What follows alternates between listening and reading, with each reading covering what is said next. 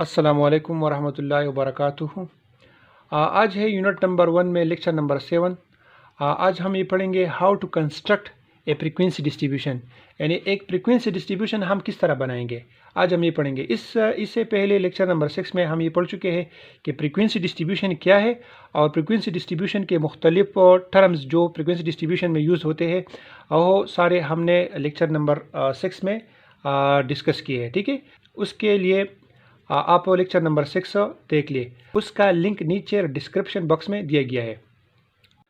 अच्छा स्टूडेंट्स, जब आप फ्रीक्वेंसी डिस्ट्रीब्यूशन बनाते हैं तो फ्रीक्वेंसी डिस्ट्रीब्यूशन बनाने के लिए ये 6 पॉइंट्स आपने याद रखने होगी। ठीक है, आपने जहन में रखने होंगे।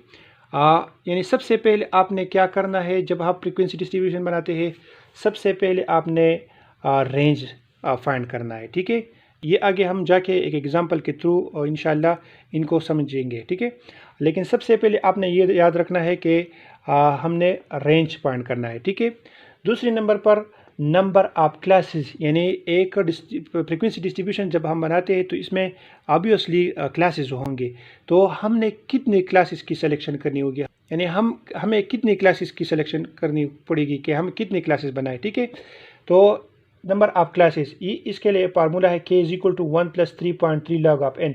इस फार्मूले के तहत आपने फाइंड करना है कि कितनी क्लासेस हम बनाएंगे। ठीक है, नेक्स्ट है क्लास इंटरवल। ऑब्वियसली जब हम क्लासेस बनाते हैं तो हर एक क्लासेस का इंटरवल सेम होगा, तो इसके थ्रू हम इंटरवल फाइंड करेंगे कि वो इंटरवल हम कितना रखें, हर एक क्लास में इंटरवल कितना रखें।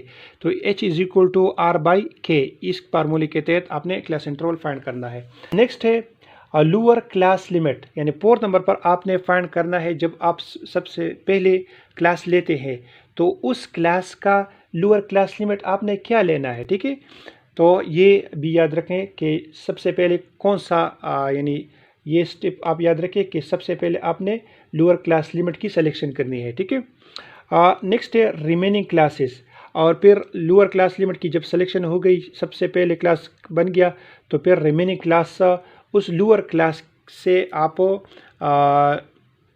क्लास इंटरवल को ऐड करके रिमेनिंग क्लासेस आप बना सकते हैं। ठीक है, और नेक्स्ट है लास्ट नंबर पर असाइन द फ्रीक्वेंसीज, और फिर आपने हर एक क्लास को अपनी फ्रीक्वेंसी असाइन करेंगे कि क्लास में कितनी वैल्यूज आई है। ठीक है, तो आपने इन 6 पॉइंट्स को याद करना है जब आप फ्रीक्वेंसी डिस्ट्रीब्यूशन बनाते हैं। अब इन पॉइंट्स को मद्देनज़र रखते हुए इसके ज़रिए हम एक एग्जांपल करते हैं। हम मुख्तलिफ वीडियोज़ लेंगे और उससे एक फ्रीक्वेंसी डिस्ट्रीब्यूशन, इन पॉइंट्स को मद्देनज़र रखते हुए एक फ्रीक्वेंसी डिस्ट्रीब्यूशन बनाएंगे। अच्छा स्टूडेंट्स, इस एग्जांपल की तरफ देखें। ये हमारे पास डेटा है। ठीक है, अब इस डेटा से हम फ्रीक्वेंसी डिस्ट्रीब्यूशन को कंस्ट्रक्ट करेंगे। ठीक है, तो सबसे पहले आप इन फॉन्ट्स को देखें। इन फॉन्ट्स में सबसे पहले है रेंज फाइंड करना। तो आपने सबसे पहले इस डेटा से रेंज फाइंड करना है।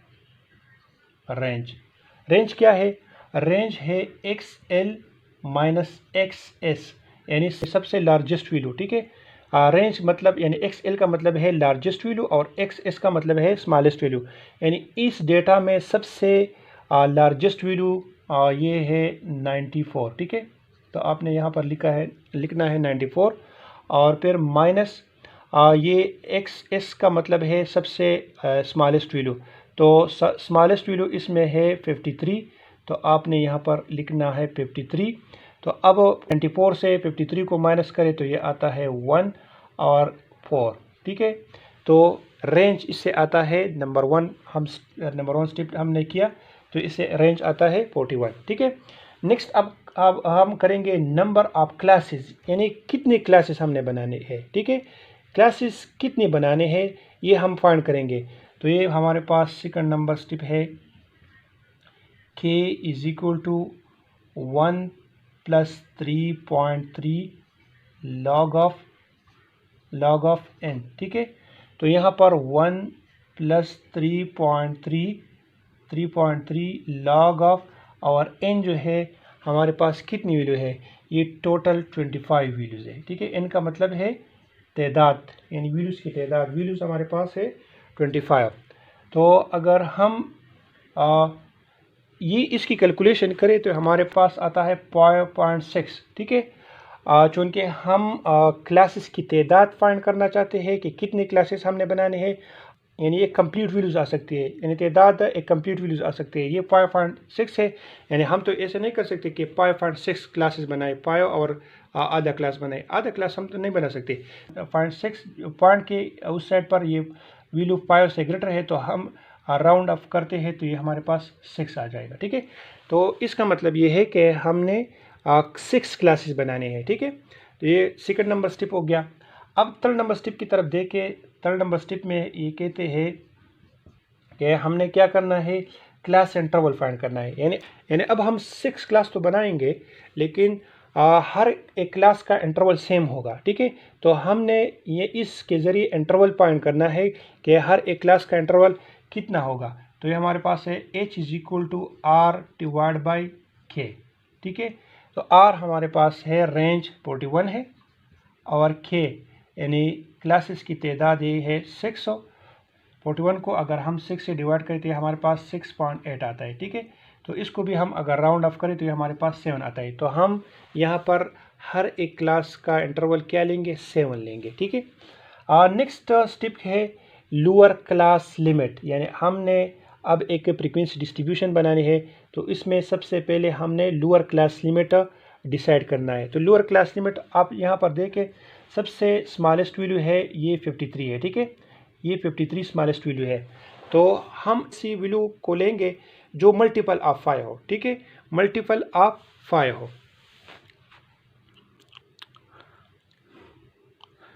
अच्छा, लोअर क्लास लिमिट जब हम डिसाइड करेंगे कि लोअर क्लास लिमिट हमने कौन सा लोअर क्लास लिमिट लेना है सबसे पहले क्लास में, तो यहाँ पर आप देखिए सबसे स्मॉलेस्ट वैल्यू इस डेटा में है 53, और हमने lower class limit multiple of 5 लेना है, ठीक है।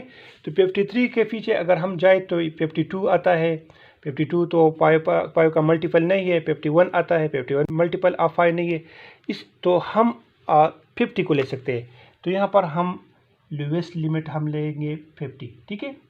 अब क्योंकि इंटरवल 7 है, ठीक है, तो हमने 50 के साथ 7 को ऐड करना है। तो हम इस तरह करेंगे कि 50 को भी हम इसमें इंक्लूड करेंगे। 50, 51, 52, 53, 54, 55, 56, तो ये 7 वैल्यूज़ हो गई। तो यहाँ पर हम आते हैं 56, ठीक है। यानी 50 to 56 इसमें इंटरवल क्या आ गया, 7 आ गया। अच्छा जी, ये 56 आ गया, ठीक है। अब नेक्स्ट क्या है, नेक्स्ट 57 है। तो यहाँ पर आपने लिखना है 57। अब 57 से आपने स्टार्ट करना है 7 वैल्यूज आप आगे जाए। तो ये 57, 58, 59, 60, 61, 62, 63, ठीक है। यहाँ पर हो गया 63।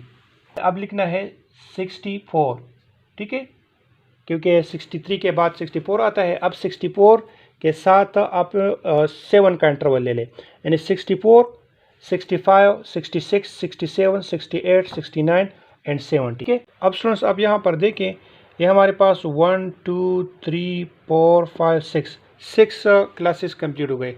यहाँ पर हमने कहा था कि हम 6 क्लासेस बनाएंगे, लेकिन यहाँ पर 91 आखिरी वैल्यू आई है, ठीक है।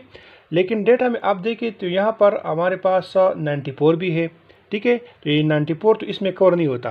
तो ये ज़रूरी नहीं है कि बस आपने यहाँ पर 6 ही क्लासेस बनानी है। यहाँ पर अब 94 को कवर करने के लिए और आप एक और क्लास भी बना सकते हैं। तो यहाँ पर हम क्लास बनाते हैं 92 to 99, ठीक है। तो इस 92 to 99 ये 7 क्लासेस बन गई, क्योंकि ये 7th नंबर क्लास हमने इस 94 को कवर करने के लिए, यानी ये वैल्यू आ जाए, तो इसलिए हमने ये 7 नंबर क्लास बना लिया, ठीक है। तो ये हमारे पास 7 क्लासेस बन गई। तो इसी तरह आपने रिमेनिंग क्लासेस फाइंड करने हैं, ठीक है। लास्ट नंबर स्टेप है असाइन द फ्रीक्वेंसी। अब आपने फ्रीक्वेंसी को असाइन करना है, यानी इस क्लास में टोटल कितनी वैल्यू आई है, यानी 52, 56 ये टोटल कितनी वैल्यू आई है। तो इस क्लास में 52, 56 ये 1 वैल्यू आई है, ठीक है। इसी तरह 57 to 63 इसमें 3 वैल्यूज़ आए हैं। तो आपने यहाँ पर 3 असाइन करना है, फ्रीक्वेंसी लेनी है। इसी तरह 64 टू 70 ये तकरीबन 3 वैल्यूज़ आए हैं, ठीक है। इसी तरह नेक्स्ट क्लास में 5 वैल्यूज़ आए हैं। इसी तरह नेक्स्ट क्लास में 6, फिर 5, ठीक है, और फिर 2। तो ये रहा एक फ्रीक्वेंसी डिस्ट्रीब्यूशन।